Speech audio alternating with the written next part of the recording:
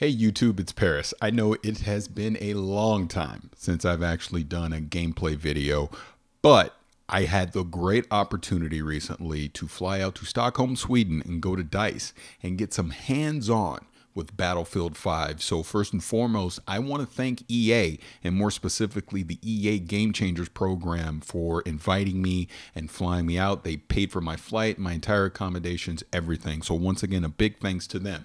So what you're about to hear as you watch this video of my Battlefield 5 gameplay of Grand Operations, you're going to hear an interview that I was able to conduct while I was over at DICE about Tides of War.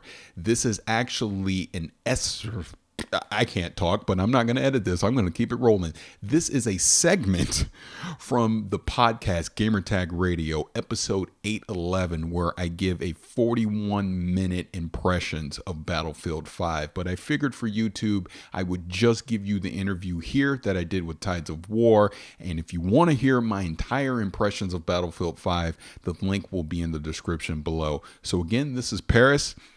I know it's been forever since I've done a YouTube video, but I'm back. I want to start creating more content on YouTube. So please enjoy this video of Battlefield 5 and the interview I did from Tides of War. Until then, I will see you guys soon. I want to go into this interview with Ryan McArthur. He is the producer of engagement and core gameplay at DICE for Battlefield 5. We talk about Tides of War. We talk about this live service and just the progression that you're going to be able to have with Battlefield 5. So let's go into that interview right now. You're listening to Gamertag Radio. This is a Gamertag Radio exclusive. Hey, this is Paris. I'm here in Stockholm, Sweden, and I've had the opportunity the past couple of days to play Battlefield 5. So I went and grabbed someone to talk a little bit more about the game. So can you please introduce yourself? Hi, my name's Ryan McArthur. I'm a producer on Battlefield 5. I guess I helped build a lot of the progression stuff, the company stuff, and the live service stuff that we've been talking about the last couple of days. Thank you, Ryan. You guys may not be able to hear it on the mic, but the infamous hip hop gamer is here, and he's very loud. So he's really enjoying himself. Yeah, he's definitely enjoying himself. So to kind of give the backdrop, like I said, I've been here the past couple of days playing Battlefield 5. What are we doing? Like 2 64-player servers right now? There's 128 people in this room right now playing two 64-player servers. Yeah, and I got to say, a lot of screaming, a lot of cheering, a lot of cursing on my part. Been having a great time playing the game. I really have. Been a big fan of Battlefield over the years, but I want to focus more on the actual progression system that you have in Battlefield 5, specifically Tides of War. So can you kind of talk about what Tides of War is and why that's important in Battlefield 5? Sure. I think one thing that we really wanted to do with Battlefield 5 is to turn this game into an experience and a journey for players, something that they're going to play for. And for me, hopefully forever. But, something that they really want to come back to every day. There's a reason for them to come back every day, every week, every month, and sort of find something new to play. And so there's constantly learning new things. So sort of that is the foundation of the game. We've built a progression system underneath it that is extensible with a lot of different things to do. You see that with the company being that sort of core piece of the progression system, where that is your collection of stuff that you're going to earn and progress over time. And then the Tides of War being this live service journey that we're going to go take you on, which is sort of that exploration you're going to go on with your company of soldiers and gears and try new things out, play the game in different ways, earn new weapons, earn new cosmetics, and sort of just watch the gameplay of Battlefield evolve underneath. Oh, fantastic. So again, just staying on that whole Tides of War and just the live service of what you're doing with Battlefield 5, because I think, what we see today with gaming, a lot of these living games where the question that the community asks is, okay, I pick up Battlefield 5, I play it for a month, I have a blast, now what? What am I doing? Yeah, and I think what our plan is with the live service is sort of we've introduced. You guys have no idea.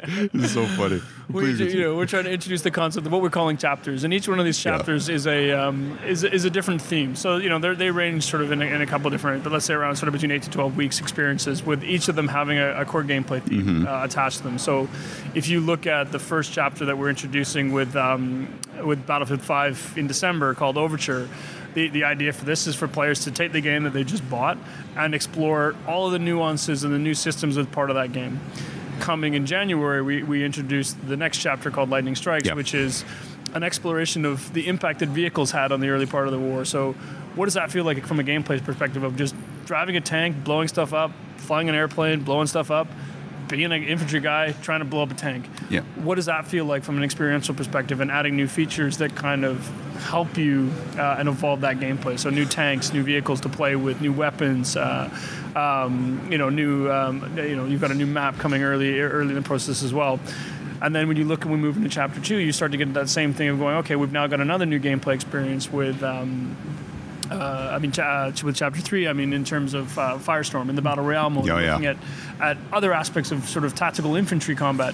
What does that feel like? So you've constantly got this, as you say, I played it for a month and I've had a good time, and you're like, oh, next month I'm going to do that. That's way different than what I did last month. Exactly. And that's what we want players to feel like, is that we want them to be excited about, I get to do a thing that I didn't get to do before.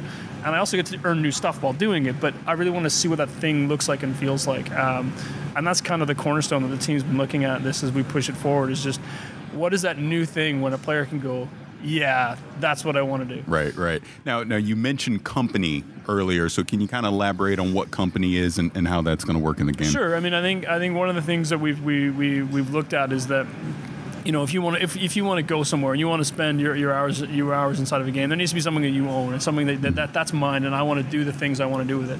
And that's what your company is. This is no longer is Battlefield going to be a game where you just have a bunch of faceless soldiers with a bunch of faceless gear, just stuff that you earn, and then you go into a game mode and you just play with the gun that's there. These are going to be yours. So this is the soldiers that you've sort of leveled up and progressed. And you've made choices with them, and they play a certain way. And the weapons, you've made choices in their spectry, and they play a certain way. And then you've unlocked a bunch of cosmetic gear, and they're wearing a bunch, however you want them to look, and your weapons look a certain way, and your tanks sort of have their own sort of style, and you can kind of be out there on the battlefield, and that's you. And you kind of build your own identity, and I think that's important. If you're going to want to go on this and try these new things in this journey within this game that we have, is that you kind of want to do it the way you want to do it, and I think that's sort of the company is that piece. It's that sort of the way I look at it, is that central hub that the game kind of wraps around from a progression perspective, because they're the guys going through it with you. Absolutely, and I kind of think that's the important thing, especially today's gaming where you have so many different options.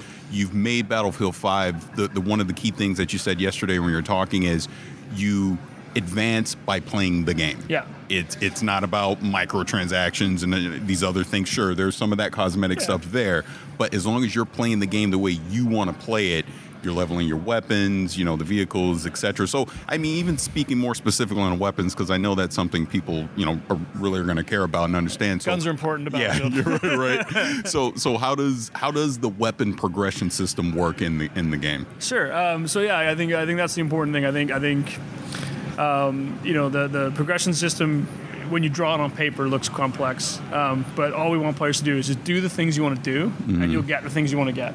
And that's sort of been the core. And you look at it from a weapon perspective, is pick up the weapon you want, the weapon you like, play with it, get kills with it. As you get kills with that weapon, you earn progression against that weapon. As you level that weapon up, you're going to get to make choices in the spectry. Those choices impact how those weapons will play. Is one better at hip fire? Is it one better at aiming down sights? Right. Those are the choices we want players to make. Get to the bottom of the progression tree with a weapon, you're going to unlock some cool, unique looks for it, so that you can kind of make it your own. You don't like the choices you've made, you can reset those choices once you get to a certain point as well. So you can try out different things, but then it becomes yours. So when you're going into, you're going to go play Conquest in Rotterdam, you may grab, the MP40 you've made certain choices on. Oh, now I'm going to go play Devastation. You go and grab the other something else that you've done in a certain way, and then the game becomes unique to you. So you find the things that. What we want players to do is just not find the weapon you like, find the weapon you like for the thing you're going to do. And I think that kind of makes it unique from other Battlefield experiences that we've had before. Fantastic. So, again, Battlefield, was built on the multiplayer experience. Yep. That is what makes Battlefield special. It's like, I've been playing the past couple of days. It's like I literally feel like I'm in a full-out war, which is amazing. Yeah. one particular mode that I was really enjoying is Grand Operations. So can you talk about that a little bit and what people can expect when they're playing that? Yeah, I mean, the great thing with Grand Operations is I think a little bit you can expect the unexpected. Yeah. I think what you're going to see launch day is, as you say, it's all out war. It's going to feel like a grind in a good way. I mean, you're going to start the game out. If you're attacking, you're going to jump out of an airplane and you're going to run like hell. If you're playing defense, you're going to dig in and sort of protect those objectives. Mm-hmm. And then as you go through that mode, as you move in from day one into day two, and sort of how you did day one starts to impact how well how hard it's going to be to go through day two and day three. And then as we've seen some of the guys here, you get to that I think the score in one of the matches we saw earlier was something like 9-0, which was super, super close. Yeah. Then you move into Final Stand, where it's last man standing, and I think you have this. It's intense, and I think that this is Battlefield multiplayer at its best, where you sort of really ratchet it up. Sort of ratcheted up the intensity by adding consequences to each round, adding consequences to each day, and then putting it all in the end going, it's you and your squad. There's 3 other guys left in the other team, and now winning for your entire team of 32 players, winning's on you guys. Yeah. I think that's super exciting to watch. And then each sort of experience where you've got the different places you play in Narvik, you play in, you'll go through a couple of different maps, but they're all different. The ground operations in Rotterdam versus the ground operations in Narvik, they play quite differently, and they're quite a different story. And then the great thing, when I say expect the unexpected, is when we look at things in the Tides of War, we've built a 4-day experience on different maps and different modes, and we get to, who knows what's going to come next with the new ground operations coming in. Coming in chapter 2, what's that going to be? And right. That's the really fun part for us, is that we can, there's some surprises to come with things like ground operations that we can sort of really see what players like. Now, I have to say before we wrap this up, so there's so many maps and different things. I don't need to get anything specific on that, but just the visuals and just destructible environments that we're experiencing across these different maps, in particular when you're on a snow map. Yeah. And it's so loud, it's so funny. So, like, when you're on a snow map, and there's a few times, like playing Grand Operations, where I got someone in my line of sight. I'm ready to get them, and all of a sudden something happens right in front of me, and literally snow and just kicks up, blinds me. Now he's moved, and then he's killing me. And it's like little things like that, which it's frustrating when you're actually in the match, but it's cool as hell to know that the environment is actually affecting the gameplay as you're progressing through the game. Yeah, I mean, for me, I'm a really lucky person. I mean, I get to work with, like, you look at what these guys do, and I think the visual fidelity in the games the guys make at DICE and the Battlefield team specifically are second to none. But then you've got guys who do the guys who kind of build not only just make the environments look great, but they do things like that. That world is dynamic, right? That world changes. You can have an impact on the world, which then has an impact on other players, and vice versa, right? Yeah. The world can have an impact on you. Absolutely. And I think that's what makes the game fun every day. You can't 100% learn it. You have to, it's you can't memorize things. You have to learn and understand how it works and how the maps are going to play. But you can't know every nook and cranny, because as you say, what happens when a guy shoots you in the snow and then the snow comes up kicks in your face? up, yeah. And that's just how do you deal with the unknown? And I think that's what makes this game. That's what makes this game great. I think that's what people are really going to like about it. Oh, absolutely. So, final thing, like I said, we've been playing on PC.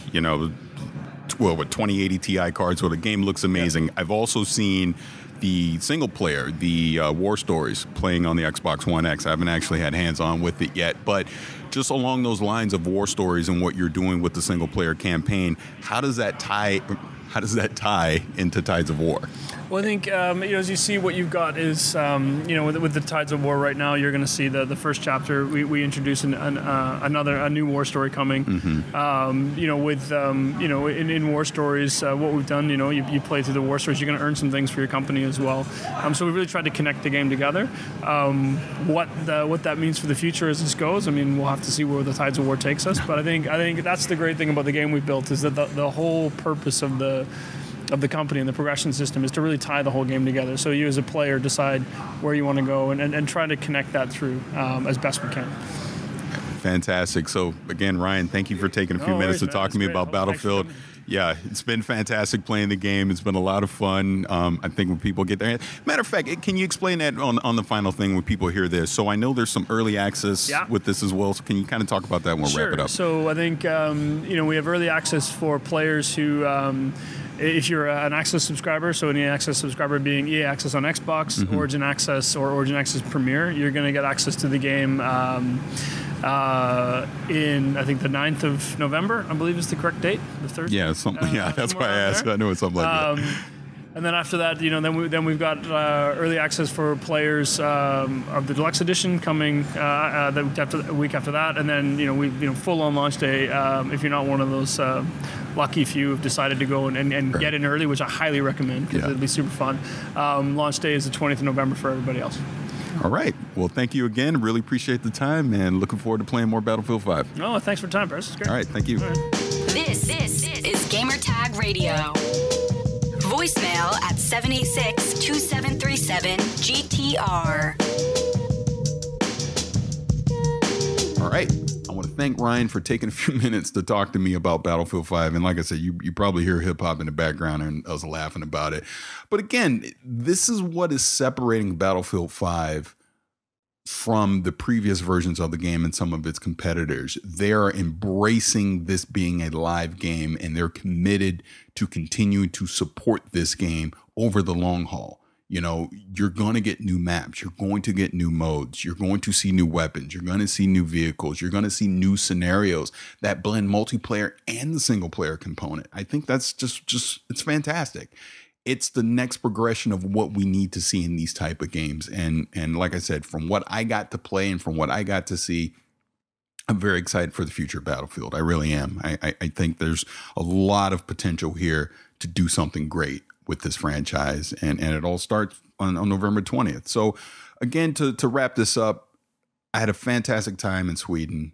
It was an amazing experience. I cannot thank EA and EA Game Changers enough for being able to invite me out to that event. I've met so many amazing people at that event from around the world, and I have new friends for life now, which is amazing. But for those of you that are listening, and as Danny texts me as I try to record this, stop texting me. I told you you'll get this when you get it. But like I was saying, this game was not on my radar early on. It was not until they actually invited me to this event. But getting a chance to play it, getting hands-on with it, I'm excited for Battlefield. And just kind of give you an idea of the way I played at the event. It was on PC. They did have an Xbox One controller at your disposal. So what I did was I tried to play both ways. I played one map. I would play, like day one, I was going back and forth. Like every time I would die, I would switch. I would go mouse and keyboard. All right, I'm dead. All right, now I go controller, vice versa. And I was doing that a lot. Day two, I pretty much just went mouse and keyboard the entire time. Both felt good. They really did. They both felt good. I think there was enough aim assist in there on the controller side, on the being able to play PC, that it worked, that if you want to play with the controller and pick up the PC version, you'll be able to do it. But I'm just going to be real with you. Some of these cats I was going up against, you better be mouse and keyboard because they are accurate. They get just a peek at you. They're precise with those shots and you're going down. So you should play mouse and keyboard if you're going to pick up the PC version of this, but a controller will work. Like I said, I got to see it playable on the Xbox One X. It looks fantastic. I only, got to see War Stories, the single player version. I didn't see multiplayer on Xbox One X. Looks fantastic there as well. Overall, like I said, I know there's the early access that's coming out for this if you pick up the deluxe version. I know Ryan talked about that in the interview, so I won't try and repeat it too much. But the final official game is out on November 20th. And my advice is, if you are a hardcore Battlefield player, day one purchase, no questions, go pick it up. You're going to enjoy this experience. You absolutely will. If you're on the fence, maybe wait. Maybe wait, see what people are other than myself are saying about the game, see how it works out in the real world, on PC and console, and then pick it up. But I will warn you, this is not a casual experience. This is a hardcore going back to its roots of Battlefield War Simulator. And that's what you need to understand when you pick up Battlefield 5. This is a war simulator that is going to change over time. The game that we're playing today will not be the game that we're playing 3 months from now, 6 months from now, a year from now. And for me, that's the exciting part. I love games in today's age that have a roadmap, that aren't afraid to try new things, and aren't afraid to push you forward as a gamer, and you're not just doing the same things over and over. So fantastic experience going out to Stockholm, going to DICE, being able to see Battlefield 5. I cannot thank everyone enough that invited me. It was a AAA experience. It was, first class experience all the way, being able to go out and play this game. I had an amazing time with it. And like I said at the top, this is a high quality experience that you're going to get. Yes, EA has made some missteps in the past, but I almost feel like what they're doing with Battlefield 5 is the right direction for this franchise. It is the right direction for fixing those mistakes of the past. And if you pick this game up, you'll have no regrets. You really won't. Highly recommended by me. Fantastic game, visually stunning. The map design, amazing. The weapons felt great. I could go on and on. Look, by the way, and that's why when you see the capture footage I can't fly a plane to save my life, which is something I have to work on as I play. But even being in the tanks and just some of the other vehicles rolling around, and you can upgrade them all. You can specialize these weapons and these vehicles to your play style and the way that you want to play the game. And I'll end it by saying this. This is your battlefield. This is the battlefield that you get to shape. You get to play it the way you want to play it. You're not being forced into any direction on how you want to experience Battlefield. And again, I think that is the best thing that I can say about this game. You'll be able to have the fun that you want to have with Battlefield. So again, Battlefield 5 is coming out on Xbox, PlayStation, PC. I know there's early access, but the final release date will be November 20th, 2018. This is Paris, Gamertag Radio. Like I said, I hope you guys enjoyed this episode. Had a lot of fun recording it. Amazing experience I had last week. I'm still jet lagged, so I hope this comes out great and you guys enjoy it. Again, Danny, let everyone know where they can leave us feedback. Send us your feedback or questions. Give us a call at 786-273-7GTR. Email us at fanmail@gamertagradio.com or leave a message on speakpipe.com/gamertagradio. All right, so with that said, this has been episode 811 of Gamertag Radio. This has been my Battlefield 5 coverage. I hope you guys enjoy it. Please let me know your thoughts on social media. Send me an email. I'd really appreciate it. But until then, see you later.